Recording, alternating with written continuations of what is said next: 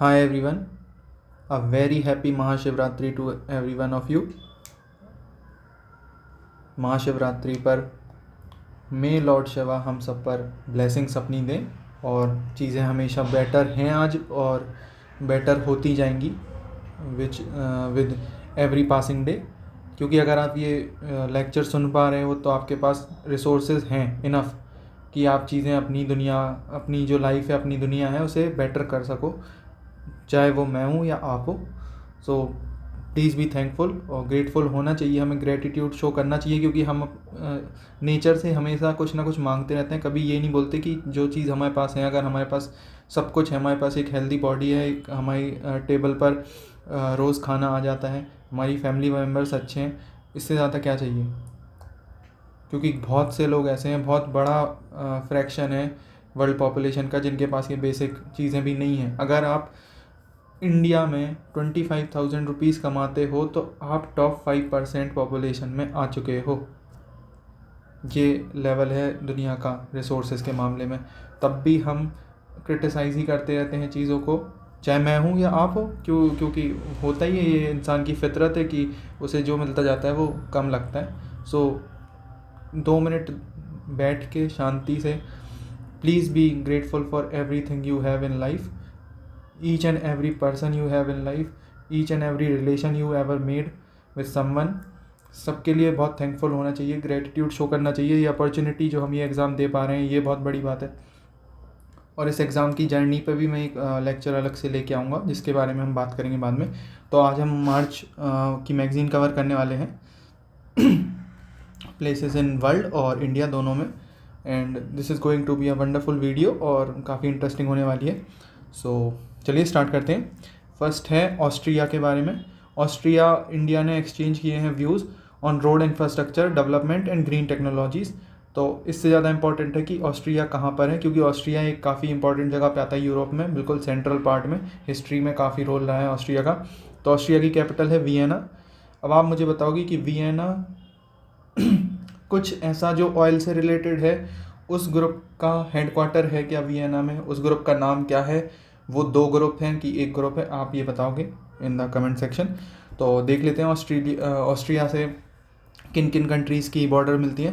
तो सी check Republic Austria से जुड़ता है, लाइकेस्टन ऑस्ट्रिया से है, बॉर्डर टच करता है। स्विट्ज़रलैंड ऑस्ट्रिया से बॉर्डर टच करता है। Italy, Slovenia, Hungary, Slovakia, crochet.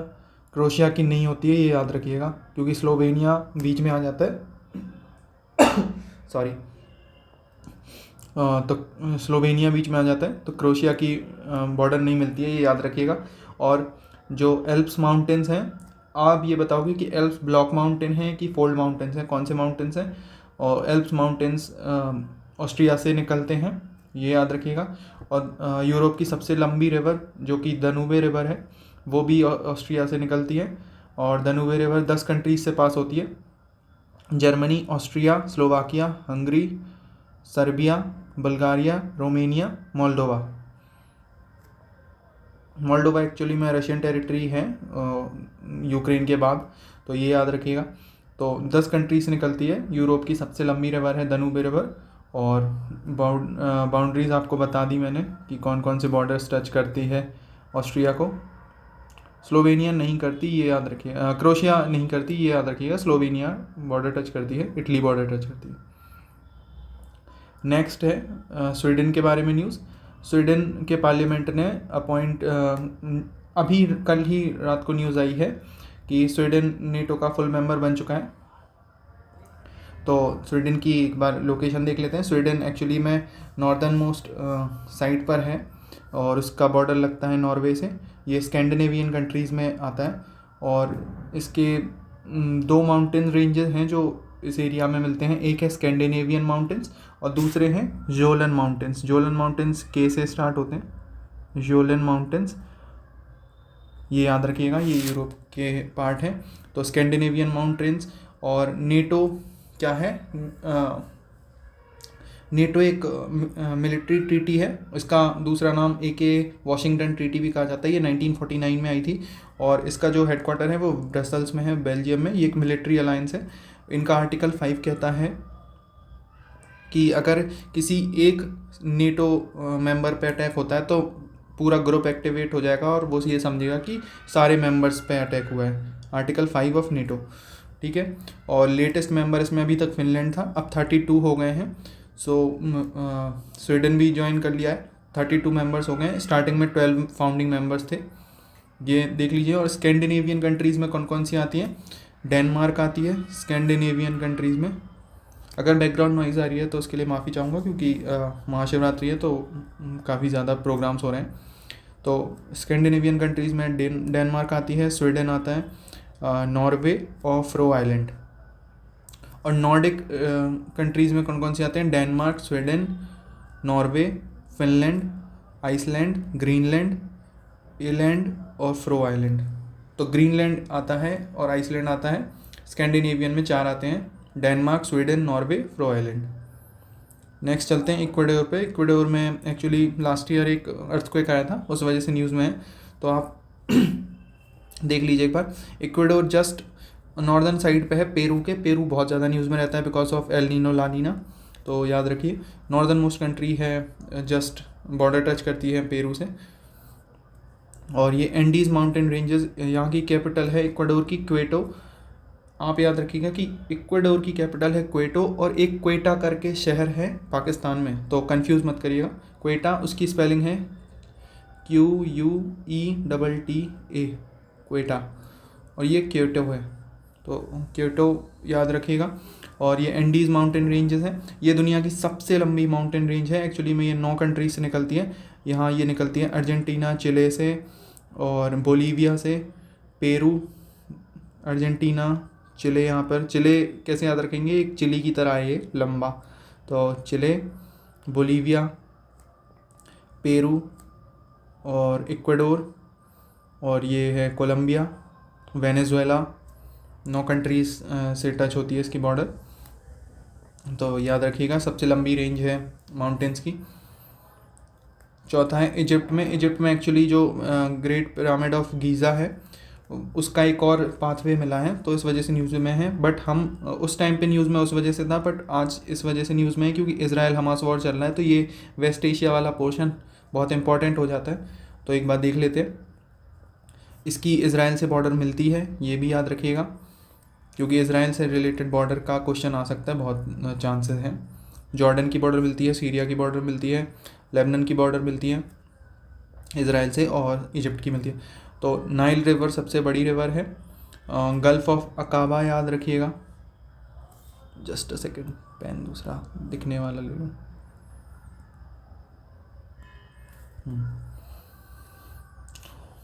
Gulf of Suez तो आप समझ जाओगे। लेक नासिर इजिप्ट में है, ये याद रखिएगा।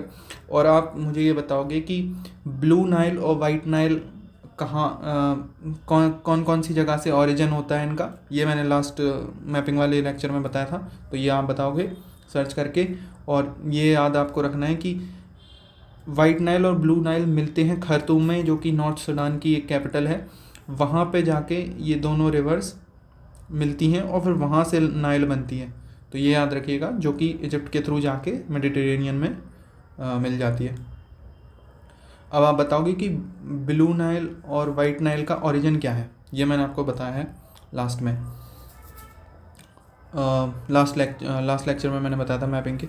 6th है ऑस्ट्रेलिया। ऑस्ट्रेलिया न्यूज़ में था because of ECTA, economic cooperation trade agreement with India, जो 2022 लास्ट में साइन हुआ था।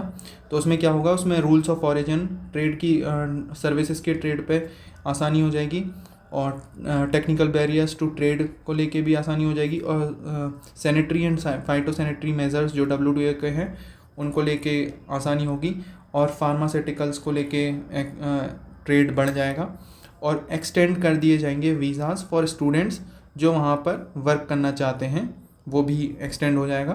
तो ये ECTA का फ़ायदा है, ये एक ट्रेड एग्रीमेंट होता है। और ऑस्ट्रेलिया की खासियत क्या है कि ऑस्ट्रेलिया में एक लेक है जो कंफ्यूज हो सकती है दूसरी लेक से। ये है लेक आयर, और एक लेक है नॉर्थ अमेरिका में जो 5 ग्रेट लेक्स में आती है, वो है लेक एरी। और ये एक रिवर का ओरिजिन भी है, वो आप बताओगे। एक्चुअली मैं उस रिवर का नाम मुझे याद है, मैं बता सकता हूँ, बट मैं चाहता हूँ कि एक बार आप सर्च कर लोगे ना, मुश्किल से आपको 10 सेकंड लगेंगे, पढ़ने में 10 सेकंड लगेंगे, 20 सेकंड 30 सेकंड में आपको पूरा याद हो जाएगा, आप कभी भूलोगे नहीं। सो लेक आयर और लेक एरी दोनों अलग अलग जगह हैं, अलग अलग कॉन्टिनेंट्स में है, ये याद रखिएगा। और यहाँ पे जो फिज़िकल फीचर्स हैं वो हैं, ये ग्रेट डिवाइडिंग रेंज ऑस्ट्रेलिया में है, ग्रेट डिवाइडिंग रेंज, और विक्टोरिया डेजर्ट ऑस्ट्रेलिया में है, ग्रेट सैंडी डेजर्ट ऑस्ट्रेलिया में है, ये याद रखिएगा। लेक एरी बता चुका हूँ। एक मरे डार्लिंग करके रिवर है, ये मैं लिखना भूल गया था, इसका नाम है मरे डार्लिंग, ये तो कभी नहीं भूलोगे,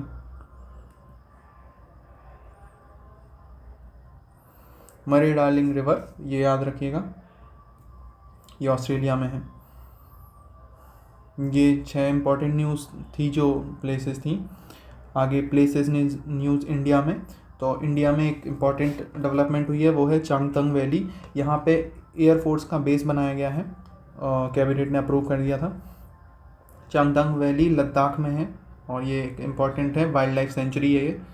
तो चांगथंग वाइल्ड लाइफ सेंचुरी ये 3 लेक्स जो बहुत इंपॉर्टेंट है उन्हें टच करती है। एक है सो मोरिरी लेक, एक है पेंगोंग सो लेक, एक है सोकर लेक। ये तीनों लद्दाख में लेक्स हैं, कुछ चाइना के आसपास भी टच करते हैं और चाइना की टेरिटरी में आते हैं आधे। तो ये याद रखिएगा कि ये तीनों से टच होती है, क्वेश्चन इस पे बन सकता है। और एक और इम्पॉर्टेंट चीज़ है कि यहाँ पे स्पीशीज़ जो मिलती हैं वो है wild ass, snow leopard, black necked stork. और सबसे जो इम्पोर्टेंट न्यूज़ है इस चांगथंग वैली की, वो है डार्क स्काई रिवर जो रिज़र्व जो लास्ट ईयर बनाया था, department of science and technology के डेजिग्नेट किया था। ये वैसा रीजन माना जाता है जहाँ पर मिनिमल आर्टिफिशियल लाइट है, जैसे स्ट्रीट लाइट या घरों की लाइट, ये बहुत कम है, लाइट पॉल्यूशन कम है, इस वजह से इसे डार्क स्काई रिजर्व कहा गया है। और यहाँ पर रात में आप बहुत क्लियरली स्काई देख सकते हो, तो इस वजह से इसका नाम डार्क स्काई रिजर्व है। ये चांगथंग वैली के अंदर है, चांगथंग वाइल्ड लाइफ सेंचुरी के अंदर है। और ये डेजिग्नेट किया जाता है इंटरनेशनल डार्क स्काई एसोसिएशन, जो यूएसए बेस्ड एसोसिएशन है, इंटर गवर्नमेंटल ऑर्गेनाइजेशन है, उसके थ्रू। ये याद रखिएगा, ये इंपॉर्टेंट है, इस वजह से ये आ सकता है। So I would put a star on it.